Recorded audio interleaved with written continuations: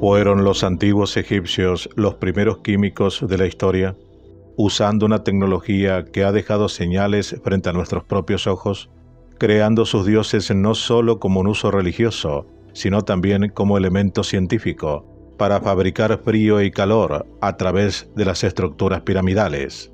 Colores únicos en sus obras de arte y la momificación fueron productos de esta tecnología que, más allá de los medios utilizados, es una información que desconocíamos y que nos dejará pasmados de cómo en el antiguo Egipto la ciencia estaba muy adelantada, mientras el resto del mundo jugaba aún con piedras. Las pirámides del frío en el antiguo Egipto. Primera parte. Construcciones monumentales para usos científicos. Esto es Contacto con la Ciencia, programa de divulgación. Todos los hechos científicos y enigmáticos que usted siempre quiso saber.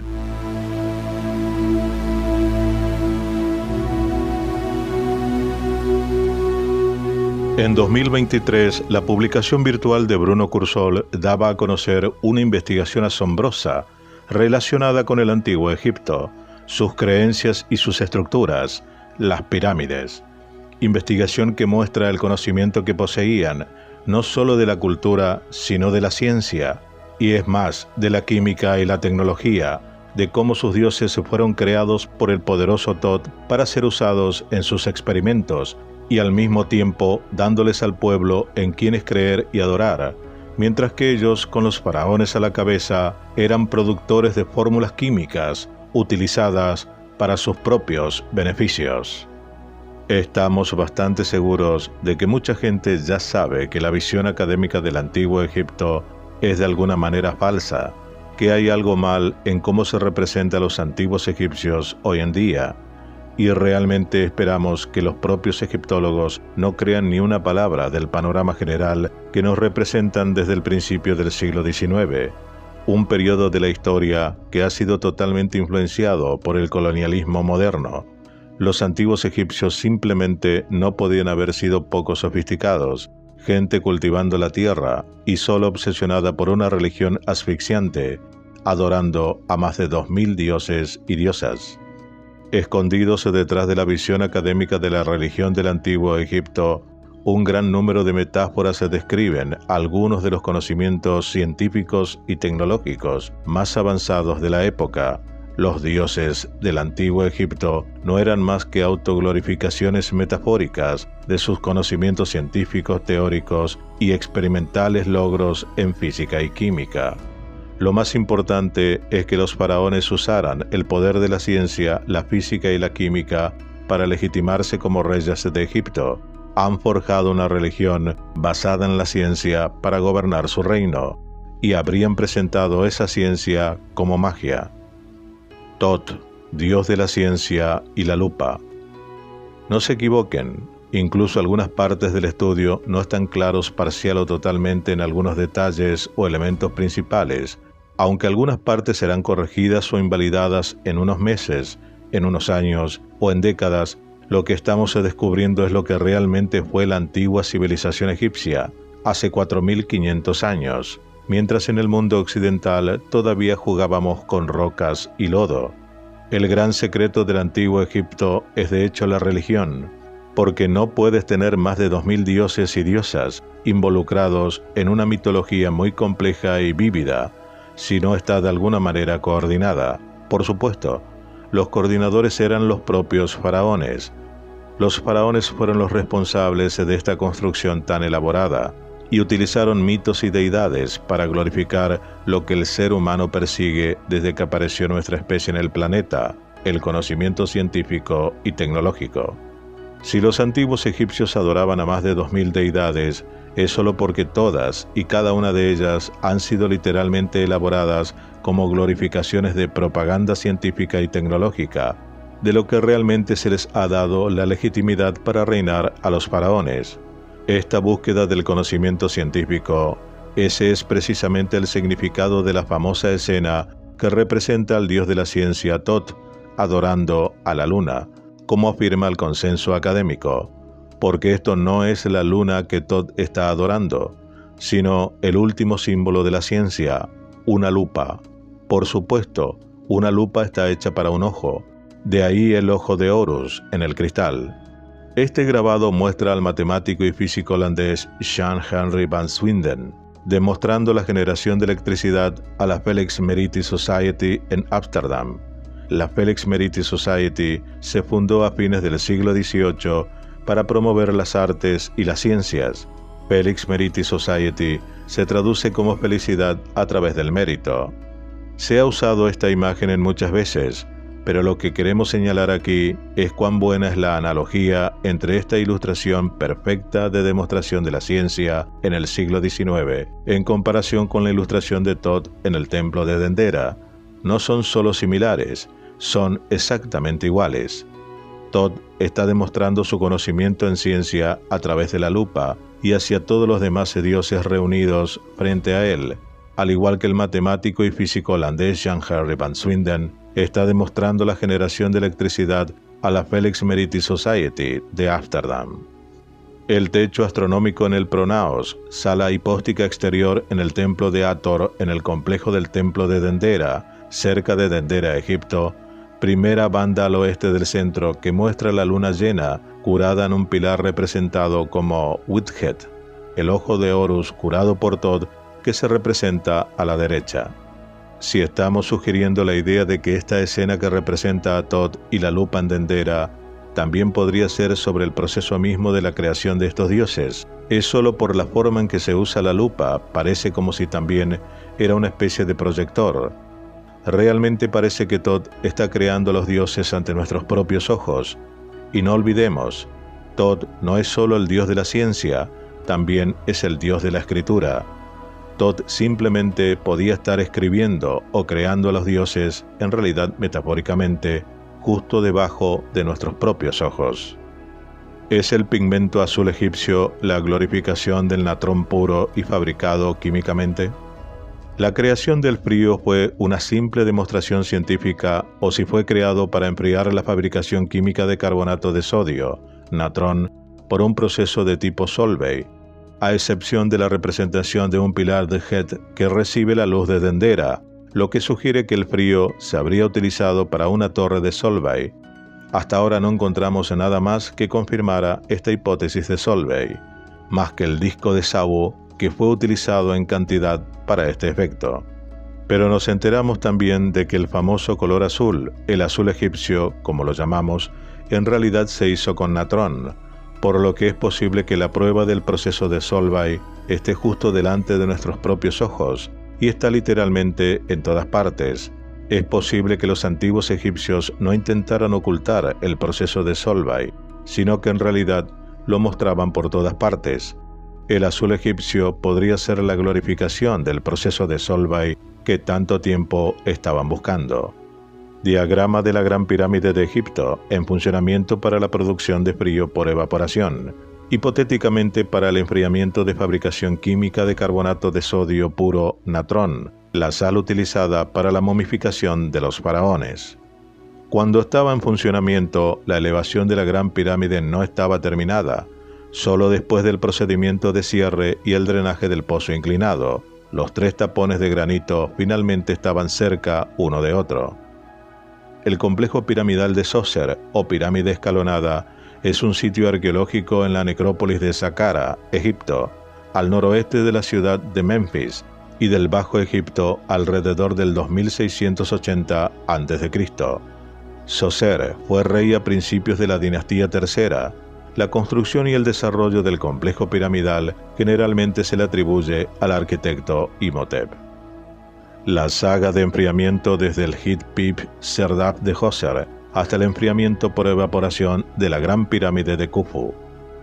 Veremos que la pirámide roja de Seneferu, el primer rey de la cuarta dinastía del Antiguo Egipto, había sido utilizada en su etapa inicial de construcción para producir químicamente carbonato de sodio, la forma más pura de natrón, la sal utilizada para la momificación, utilizando un proceso tipo Solvay y un horno de piedra caliza instalado en la llamada cámara funeraria. Y veremos también que si hay un gran olor a amoníaco en la pirámide roja, seguramente se debe a la falta de un control eficiente de la temperatura. En la pirámide roja inacabada, los antiguos egipcios no podían enfriar las cámaras de Solvay y el amoníaco se acumulaba.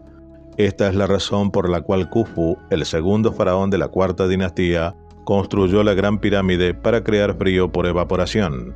El control de la temperatura es la clave de la fabricación de productos químicos en la actualidad y sin dudas fue el principal problema al que se enfrentaron los antiguos egipcios en su propia época, durante la cuarta dinastía de Sneferu y Khufu y la tercera dinastía de Djoser y mucho antes. Si la Gran Pirámide es el primer intento de dominar el frío evaporativo, Djoser-Serdab es la ilustración de cómo los antiguos egipcios solían lidiar con el sobrecalentamiento de la fabricación de productos químicos antes de eso. Incluso no es ningún secreto que Serdab significa literalmente agua fría. Nadie está usando esta información. Incluso no es tampoco secreto que el complejo de la pirámide escalonada de Djoser se conozca como el complejo refresco de los dioses.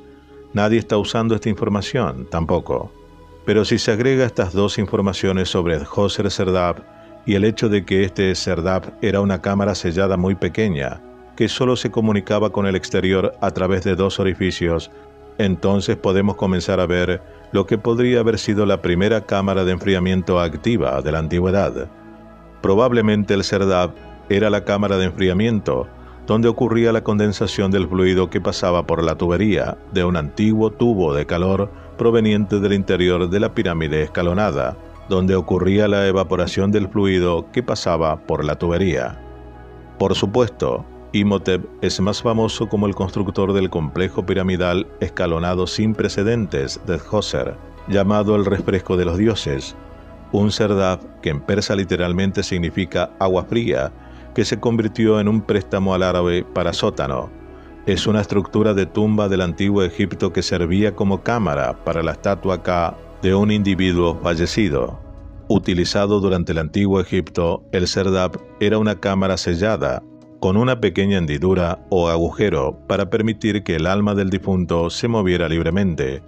Estos agujeros también dejaban entrar los olores de las ofrendas presentadas en la estatua. El término Serdab también se usa para un tipo de cámara sin decorar que se encuentra en muchas pirámides. Debido a la falta de inscripciones, ha sido imposible determinar la función ritual de esta cámara, pero muchos egiptólogos la ven como un espacio de almacenamiento similar a los almacenes subterráneos en las tumbas privadas y reales de la segunda dinastía. Diagrama de tubería de calor de desarrollo de un modelo numérico simplificado de tubería de calor y estudio de caso validación experimental usando una tubería de calor malvada larga. Ciertamente, no es casualidad si uno de los dos agujeros en la pared norte de Djoser-Serdab está ubicado justo en la unión entre dos bloques. El fluido muy caliente o muy frío que pasa a través de una tubería no dañaría la estructura. La junta aquí sería una junta de dilatación. Ciertamente, tampoco es un accidente o casualidad que toda la estructura de Serdab también está inclinada. Una de las principales dificultades del estudio es indagar entre creencias antiguas e interpretaciones modernas. Debido a que Djoser-Serdab estuvo en contacto directo con la pirámide escalonada, es justo suponer que se trataba de una cámara de enfriamiento en pleno funcionamiento, muy probablemente operada con una tubería de calor pasiva moderna de algún tipo. No había ninguna estatua en el Serdab en ese momento, solo agua y el final de la tubería de calor. La pregunta es saber quién puso la estatua de Djoser en Serdab y cuándo sucedió eso. La idea de que los agujeros se usaron para que la estatua pueda mirar fuera del Serdab, respirar, oler el incienso quemado y mirar las estrellas es lindo y deprimente a la vez, si alguien realmente cree esto, pero que permite plantear otra cuestión sobre el antiguo Egipto, y se trata de las múltiples capas de creencias que se acumularon en el tiempo. Vemos tres orígenes de estas capas de creencias, afirma el investigador. Primero, los antiguos egipcios de las primeras 4 dinastías, involucrados en la era científica del antiguo Egipto, y que crearon dioses, diosas y mitos, como representaciones glorificantes. Segundo, los antiguos egipcios que vinieron después de la cuarta dinastía y que probablemente agregaron más capas. Y tercero, los egiptólogos del siglo XIX, que intentaron resolverlo todo, pero con muy poca información disponible para ellos. Al este del templo está el Serdab, o Seler, que es una pequeña estructura cerrada que albergaba la estatua del Ka. El Ka del rey habitaba la estatua del Ka para beneficiarse de ceremonias diarias como la apertura de la boca, una ceremonia que le permitió respirar y comer, y la quema de incienso. Él fue testigo de estas ceremonias a través de 2 pequeños agujeros en la pared, para los ojos contados en la pared norte del Serdab. El Serdab era una habitación sellada en una tumba que contenía una estatua del difunto. Estas estatuas eran vasijas que las almas podían inhibir. El Serdab de Djoser está ubicado en el lado norte de la pirámide escalonada, frente a un patio abierto dedicado a él. En el interior se descubrió una estatua que representa al rey con la túnica festiva Sed. Así como la pirámide escalonada es la estructura de piedra monumental egipcia más antigua, también lo es esta estatua, la primera gran estatua de piedra conocida. El original se encuentra actualmente en el Museo Egipcio.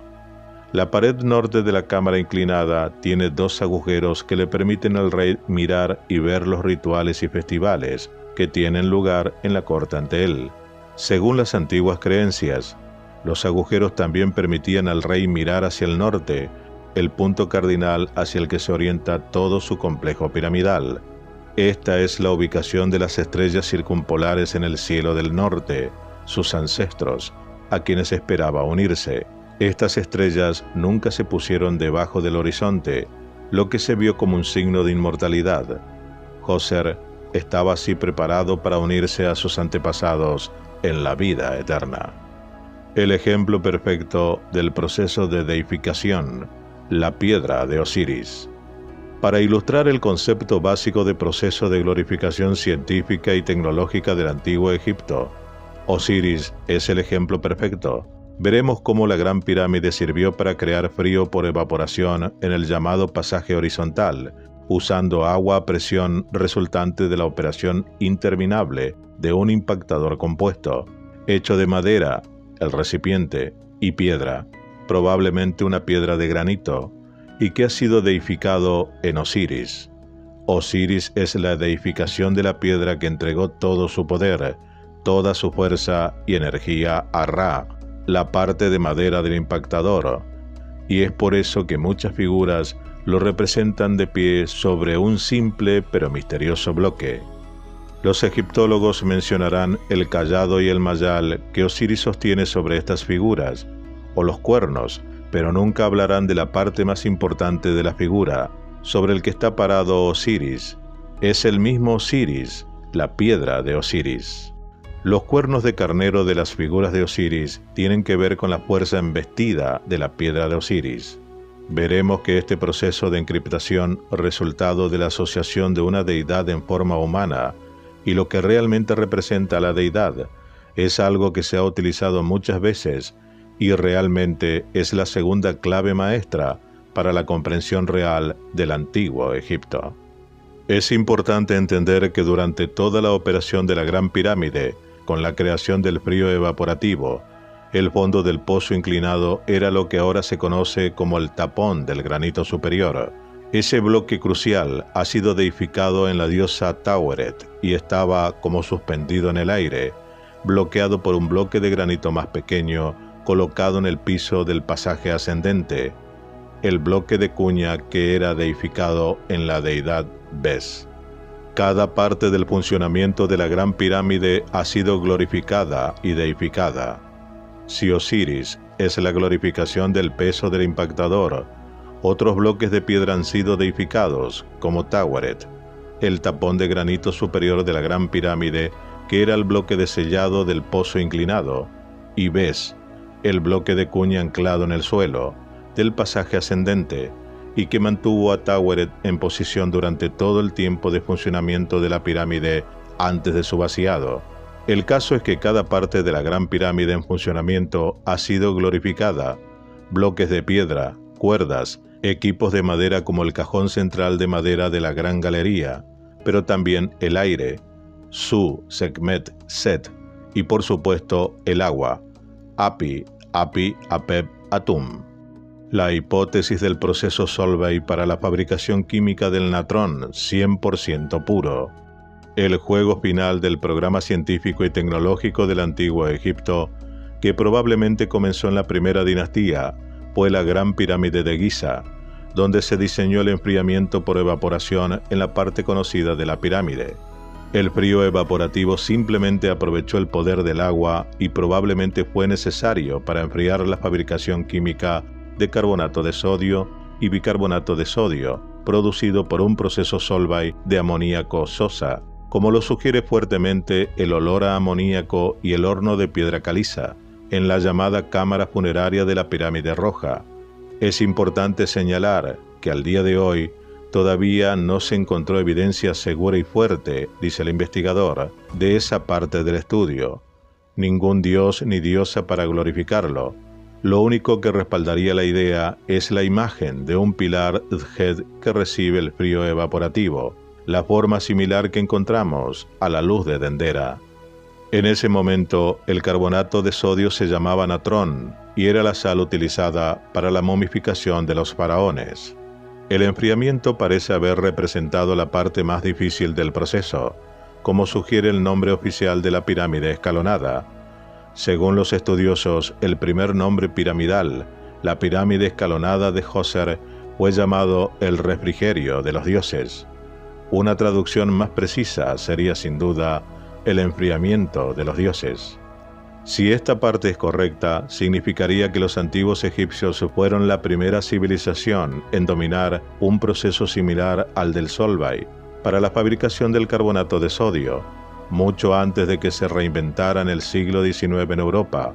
Los elementos claves de ese proceso son el control de la temperatura de las reacciones químicas, el enfriamiento y la placa en forma de cúpula necesaria para que las reacciones químicas a contracorriente ocurran de manera eficiente. Esa placa de reacción a contracorriente es lo que realmente es el famoso disco de Sabu, del cual hemos hablado en videos anteriores de este canal. El tremendo impacto de la Gran Pirámide en todo el mundo antiguo.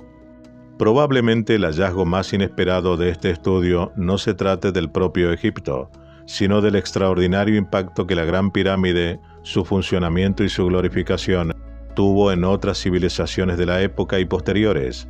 El mito hindú batido del océano, que produce el néctar inmortal Amrita a ruedas de oración y tibetanas, operadas para dar pequeñas cantidades de mérito a las serpientes naga, demasiado perezosas. Toda la mitología nórdica, con el martillo mágico de Thor, luchando sin cesar contra otra gran serpiente del Underworld y produciendo una niebla de frío de un pozo misterioso que se opondría a las olas de calor infernalmente calientes, o la tradicional danza ceremonial maorí Haka. Todos ellos han sido totalmente influenciados por la Gran Pirámide. Pero la ilustración más reciente del tremendo impacto que la Gran Pirámide tuvo en todo el mundo proviene de la tablilla esmeralda, un artefacto de finales del siglo XVI o principios del siglo XVII, en el que tanto la operación de la Gran Pirámide como el drenaje del bien inclinado habían sido representados inequívocamente. La tabla esmeralda, también conocida como la tabla smaragdine o la tabla smaragdina, en latín, del árabe Law al-Sumrud, es un texto hermético compacto y críptico. Fue muy apreciado por los alquimistas islámicos y europeos como la base de sus conocimientos, aunque se atribuye a la legendaria figura helenística de Hermes Trismegistus. El texto de la tabla esmeralda aparece por primera vez en varias fuentes árabes medievales tempranas, la más antigua de las cuales data de finales del siglo VIII o principios del IX. Fue traducida al latín varias veces en los siglos XII y XIII. Luego siguieron numerosas interpretaciones y comentarios. Pero esa ya es otra historia que seguiremos comentando en la segunda parte. Esto fue Contacto con la Ciencia, programa de divulgación. Todos los hechos científicos y enigmáticos que usted siempre quiso saber. Dale like, suscríbete, aporta, dona y comparte.